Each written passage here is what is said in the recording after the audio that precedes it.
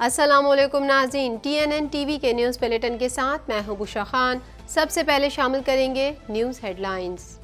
آئینی ایشوز میں الجھا کر عدالت کا امتحان لیا گیا۔ چیف جسٹس کا کہنا تھا کہ جہاں آزاد دماغ موجود ہو وہاں اختلاف ہوتا ہے۔ چیف جسٹس کا جسٹس قاضی فائز عیسیٰ کے لیے نیک تمناؤں کا اظہار۔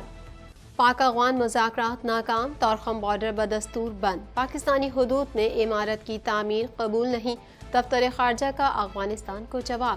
ترجمان دفتر خارجہ کا طورخم سرحد کی بندش کے معاملے پر رد عمل۔ پشاور میں FC کی گاڑی پر بم حملہ، اہلکار شہید۔ دھماکے کی وجہ سے فرنٹیئر کور کے 5 اہلکار اور 3 شہری بھی زخمی ہو گئے۔ واقعے کے حوالے سے مزید تفتیش جاری۔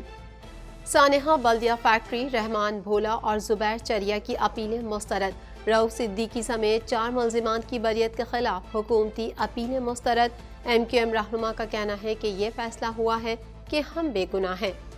کریک ڈاؤن کے دوران 80 لاکھ یونٹ کی بجلی چوری پکڑی گئی۔ پاور ڈویژن کا کہنا ہے کہ 194 افراد گرفتار اور 35.2 کروڑ کا جرمانہ عائد کیا گیا۔ سرکاری ڈسکوز پولیس کے ہمراہ کارروائی عمل میں لا رہی ہے۔ کینیڈین حکومت امیگریشن اہداف میں تبدیلیوں کو مسترد نہیں کر رہی۔ کینیڈین ہاؤسنگ منسٹر کا کہنا ہے کہ نئے آنے والوں کی تعداد کو کم کرنے کی ضرورت نہیں، ہاؤسنگ چیلنجز کا جواب تلاش کر رہے ہیں۔ کینیڈا میں ہونے والے خالصتان ریفرینڈم میں سکھوں کی بڑی تعداد کی شرکت، 1,30,000 ووٹ کاسٹ کر کے ریکارڈ قائم کر دیا۔ پولنگ کا آغاز ہردیپ سنگھ نجر کی والدہ اور والد نے ووٹ ڈال کر کیا۔ مودی سے غیر ملکی مداخلت، خالصتان تحریک جیسے مسائل پر بات ہوئی۔ جسٹن ٹروڈو کا کہنا ہے کہ کینیڈا ہمیشہ آزادی اظہار رائے اور پرامن احتجاج کی آزادی کا دفاع کرے گا۔ یوکرین کے معاملے میں سربراہان کو اپنی آواز زیادہ بلند کرنے کی ضرورت تھی۔ شمالی کوریا کے سربراہ کم جونگ ان ممکنہ طور پر روس روانہ۔ سربراہ شمالی کوریا اور روسی صدر پیوتن کی ملاقات بدھ کو ہو سکتی ہے۔ روس کو جدید ہتھیاروں کی سپلائی سے متعلق بات چیت متوقع۔ G20 اجلاس اور مودی سرکار کے مصنوعی چہرے سے نقاب اتر گیا۔ چاندی اور سونے کی پلیٹیں، مودی کا دکھاوا ان کے گلے پڑ گیا۔ مودی حکومت پر ان کے اپنوں کی جانب سے بھی شدید تنقید۔ ہیڈ لائنز آپ نے جانی اور اب شامل کریں گے خبروں کی تفصیل۔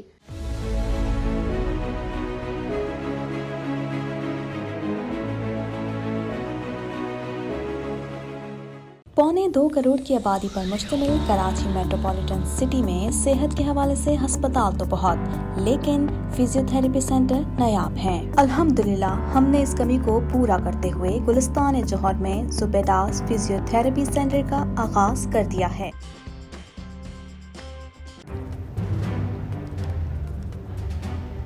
Islamic Finance TV, the only TV channel of the fastest growing Islamic economy in the world and the prime mover of Islamic finance news.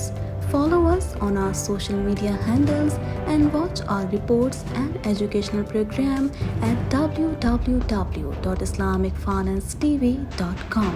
For advertisement, please contact us at islamicfinancetv@gmail.com.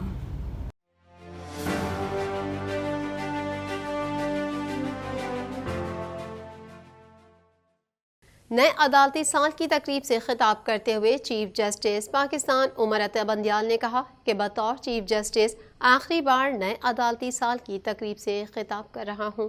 مزید تفصیلات اس report میں۔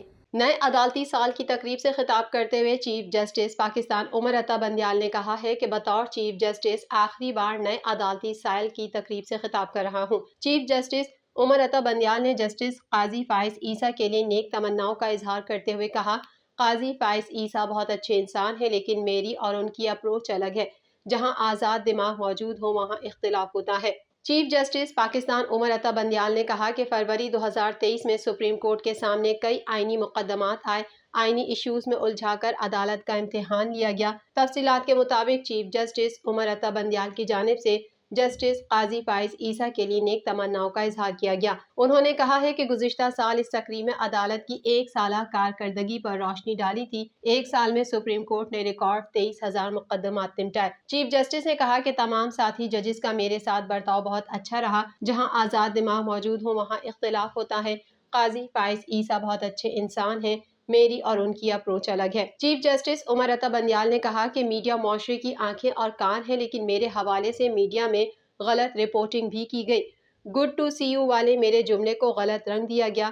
Short and sweet judgment بارے میں observation دی، جس پر غلط reporting ہوئی، جو ہوا میں اس کو درگزر کرتا ہوں۔ انہوں نے بتایا کہ سپریم کورٹ کی جانب سے ڈیمز فنڈ قائم کیا گیا۔ ڈیمز فنڈ میں اگست 2023 میں 4 لاکھ روپے کا اضافہ ہوا۔ اگست میں بھی فنڈز میں رقم آنے کا مطلب عوام کا سپریم کورٹ پر اعتماد ہے۔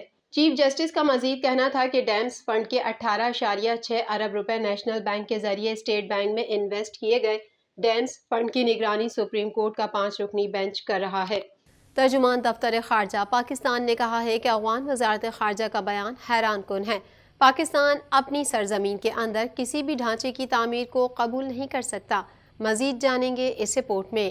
ترجمان دفتر خارجہ پاکستان نے کہا ہے کہ افغان وزارت خارجہ کا بیان حیران کن ہے۔ پاکستان اپنی سرزمین کے اندر کسی بھی ڈھانچے کی تعمیر کو قبول نہیں کر سکتا۔ 6 ستمبر کو افغان فوجیوں نے پرامن حل کے بجائے بلا اشتعال فائرنگ کا سہارا لیا۔ طورخم پر پاکستان افغانستان سرحد کی بندش کے معاملے پر ترجمان دفتر خارجہ نے افغان وزارت خارجہ کا بیان حیران کن قرار دیتے ہوئے کہا کہ عبوری افغان حکام طورخم پر عارضی بندش کی وجہ بخوبی جانتے ہیں۔ انہوں نے کہا کہ 6 ستمبر کو افغان فوجیوں نے پرامن حل کے بجائے پاکستانی چوکیوں پر بلا اشتعال فائرنگ کی۔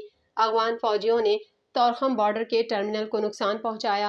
بلا اشتعال فائرنگ نے پاکستانی اور افغان شہریوں کی جانوں کو خطرے میں ڈالا۔ جب انہیں ڈھانچے کی تعمیر سے روکا تو انہوں نے اندھا دھند فائرنگ کی۔ ترجمان نے کہا پاکستان کی جانب سے ہمیشہ اس خواہش کا اظہار کیا گیا ہے کہ افغانستان کے ساتھ سرحد دونوں ممالک کے درمیان امن اور دوستی کی سرحد ہو۔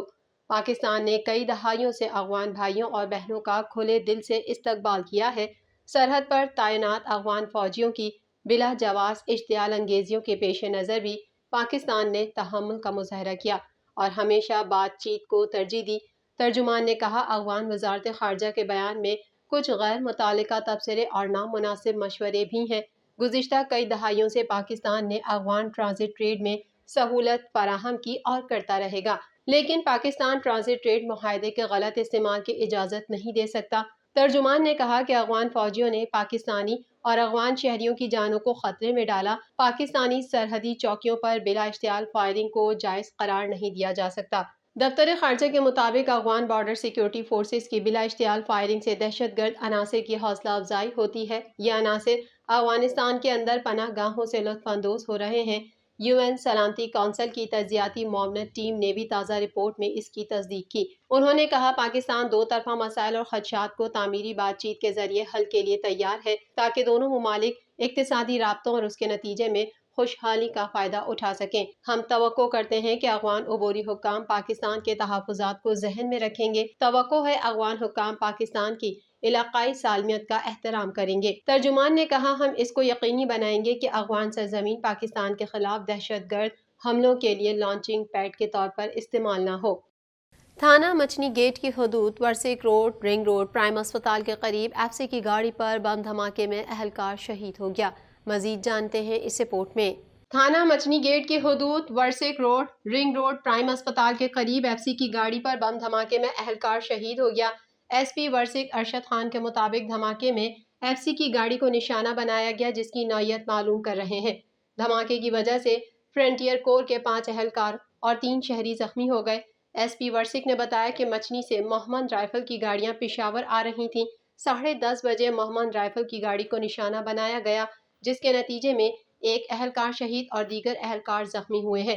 اس کے علاوہ 2 سویلین بھی زخمی ہوئے۔ ایس پی ورسیک کا کہنا ہے کہ ظاہری طور پر دھماکہ IED لگ رہا ہے، لیکن دھماکے کی نوعیت BDU رپورٹ سے کلیئر کیا جائے گا۔ واقعے کے حوالے سے مزید تفتیش جاری ہے۔ محمد رائفل کی 2 گاڑیاں گزر رہی تھیں جس کو ٹارگٹ کیا گیا۔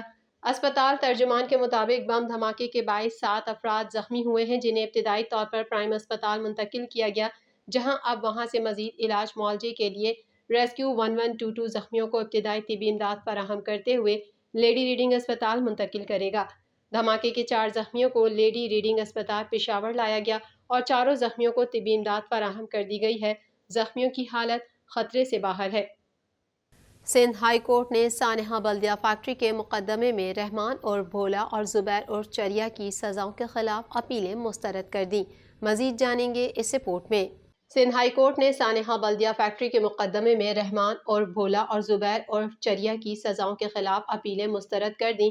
جسٹس کے آغا کی سربراہی میں 2 رکنی بینچ نے سانحہ بلدیہ فیکٹری کیس میں ملزمان کی سزاؤں اور بریت کے خلاف حکومتی اپیلوں پر محفوظ فیصلہ سنا دیا۔ عدالت نے عبد الرحمان اور بھولا اور زبیر اور چریا کی اپیلیں مسترد کرتے ہوئے سزا برقرار رکھنے کا حکم دیا ہے۔ عدالت عالیہ نے عمر قید کے 4 ملزمان کی اپیلیں منظور کرتے ہوئے رؤوف صدیقی سمیت 4 ملزمان کی بریت کے خلاف حکومتی اپیلیں مسترد کر دیں۔ عدالت نے حکومت کی MQM کے رہنما رؤوف صدیقی سمیت 4 ملزمان کی بریت کے خلاف اپیلیں مسترد کر دیں۔ MQM رہنما سابق صوبائی وزیر رؤوف صدیقی کا آج سندھ ہائی کورٹ کی جانب سے سانحہ بلدیہ ٹاؤن فیکٹری کیس میں اپیلوں پر سنائے جانے والے فیصلے کے حوالے سے کہنا ہے کہ یہ فیصلہ ہوا ہے کہ ہم بے گناہ ہیں۔ اس موقع پر رؤوف صدیقی کے وکیل حسان صابر ایڈوکیٹ نے میڈیا سے گفتگو کرتے ہوئے کہا ہے کہ ابھی تک اس کیس میں انصاف نہیں ہوا۔ ان کا کہنا ہے کہ لواحقین کو آج تک انصاف نہیں ملا۔ کیس کی JIT پر عمل درآمد نہیں ہوا۔ JIT نے FIR کو ہی غلط کہا تھا۔ حسان صابر ایڈوکیٹ کا مزید کہنا ہے کہ کیس میں MQM کو ملوث نہیں کرنا چاہیے تھا۔ MQM ہی تمام معاملات دیکھ رہی تھی۔ رؤوف صدیقی وزیر تھے، انہوں نے استعفیٰ دے دیا تھا۔ 29 اگست کو فریقین کے دلائل مکمل ہونے پر عدالت نے فیصلہ محفوظ کیا تھا۔ عدالت نے عمر قید کے ملزمان ارشد محمود، فضل، شاہ رخ اور علی محمد کی اپیلیں منظور کرتے ہوئے بری کر دیا۔ گزشتہ سال فضل جیل میں انتقال کر گیا تھا۔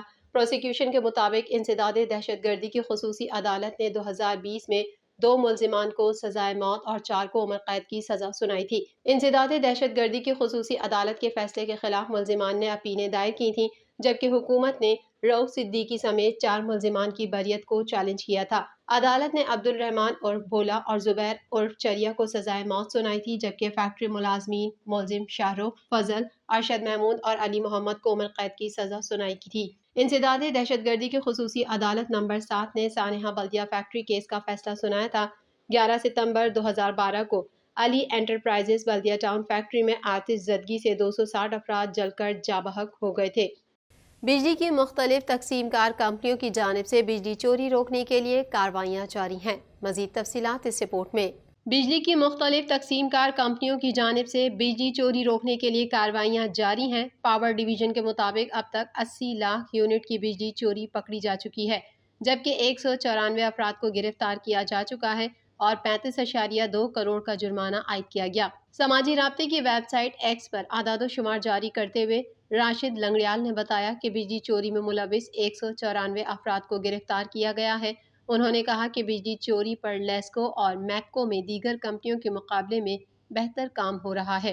سیکریٹری پاور ڈویژن کا کہنا ہے کہ Lahore electric supply company limited اور ملتان الیکٹرک پاور کمپنی دیگر ڈسکوز سے بہتر کام کر رہی ہیں۔ لیسکو میں بجلی چوری کے 1159 کیسز سامنے آئے، میپکو میں بجلی چوری کے 1317 کیسز رپورٹ ہوئے۔ سرکاری ڈسکوز پولیس کے ہمراہ کارروائی عمل میں لا رہی ہیں۔ زیادہ چوری والے علاقوں میں ترجیحی بنیادوں پر کارروائی کی جا رہی ہے۔ مزید خبریں بھی بلیٹن کا حصہ ہوں گی اس بریک کے بعد۔